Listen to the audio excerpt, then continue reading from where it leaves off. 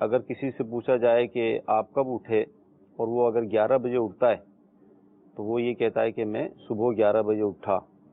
یعنی صبح، شام، دوپہر، اس حوالے سے اگر ہم یہ کہیں کہ لوگوں کے اندر یہ کلیئر نہیں ہے کہ اس کی ابتدا کب ہوتی ہے، انتہا کب ہوتی ہے، تو میں مفتی صاحب سے سوال عرض کروں گا کہ صبح اور شام یعنی دن کی ابتدا اور انتہا کب ہوتی ہے، اس حوالے سے کیا فرمائیں گے؟ دن کی ابتدا یعنی صبح کی ابتدا شرعی اعتبار سے، نمازوں کے اعتبار سے اس کی الگ اوقات کار ہیں. جیسے فجر کی نماز ہے، ٹھیک ہے، تو اس کی ابتدا صبح صادق سے ہے، ٹھیک کہ اس کا وقت صبح صادق سے شروع ہوتا ہے. اور وظائف کے معاملات کے اندر جو صبح کی تعریف شمار کی جاتی ہے وہ آدھی رات کے بعد سے لے کر سورج کی پہلی کرن چمکنے تک کہلاتی ہے. ٹھیک ہے. اچھا، فجر کا بھی وقت جو ہے وہ سورج کی پہلی کرن چمکنے تک ختم ہو جاتا ہے، ٹھیک، لیکن عرفاً اس کے بعد بھی صبح کا اطلاق جو ہے وہ ہوتا رہتا ہے. ہاں، ایک یہ ہے کہ دن کی یعنی تاریخ کی ابتدا کب سے جو ہے وہ شمار کی جائے. ٹھیک ہے. تاریخ جو ہے وہ کب کہیں گے آپ کے آج دوسری تاریخ لگ گئی، یا جیسے 29 صفر المظفر ہے تو کب کہیں گے آپ کے جو ہے وہ 30 یا یکم کب سے جو ہے وہ شمار کی جائے. صحیح.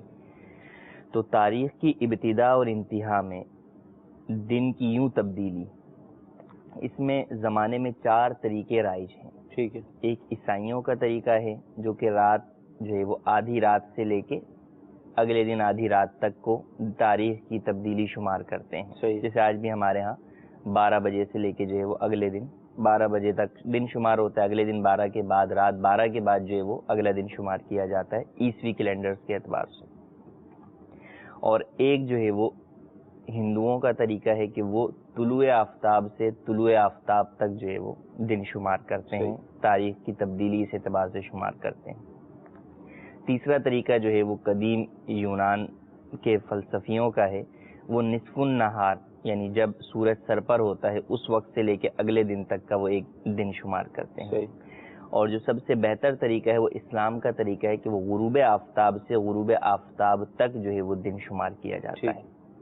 تاریخ کی تبدیلی غروب آفتاب کے بعد ہو جاتی ہے، اور یہ سب سے بہتر یوں ہے کیونکہ ظلمت یعنی تاریکی جو ہے وہ روشنی سے پہلے ہوتی ہے. صحیح. تو دن کی ابتدا جو ہے وہ تاریکی سے ہوتی ہے، تاریخ کی ابتدا تاریکی سے ہوتی ہے، لیکن اس میں آگے امید ہوتی ہے ایک صبح کے اجالے کی. ٹھیک ہے.